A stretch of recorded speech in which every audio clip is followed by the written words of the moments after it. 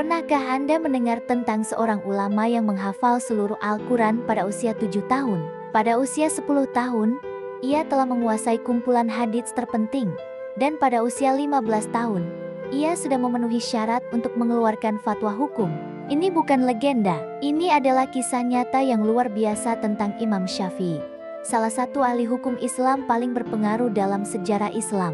Beliau lahir di Gaza pada tahun 767 Masehi. Muhammad ibn Idris Asy-Syafi'i ditakdirkan untuk menjadi orang besar.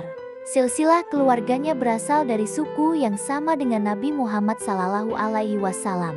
Setelah ayahnya meninggal dunia, ibunya membawanya ke Mekah, jantung dunia Islam, karena menyadari kecerdasan dan haus akan ilmu yang dimilikinya. Di Mekah, Syafi'i muda tidak hanya belajar, ia menyerap pengetahuan dengan baik. Dia mencari para cendekiawan terbesar pada zamannya, juga melakukan perjalanan dari Mekah ke Madinah, hingga Yaman, dan Irak. Gurunya yang paling terkenal adalah Imam Malik bin Anas, pendiri mazhab Maliki. Imam Syafi'i belajar di bawah bimbingannya dengan penuh hormat dan dedikasi. Namun, yang membuat Imam Syafi'i benar-benar revolusioner adalah kemampuannya untuk mensintesis berbagai metodologi hukum yang berbeda. Ia melakukan perjalanan ke Irak dan belajar dari murid-murid Imam Abu Hanifah, pendiri mazhab Hanafi.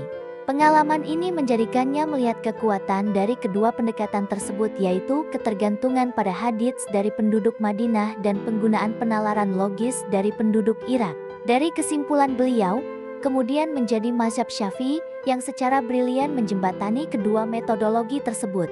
Beliau menulis buku inovatif Al-Risalah, karya pertama tentang prinsip-prinsip jurisprudensi Islam atau usul fikih. Karya agung ini meletakkan kerangka kerja yang jelas dan sistematis untuk menurunkan hukum Islam dari sumber-sumbernya, sebuah sistem yang masih dipelajari dan dihormati di seluruh dunia.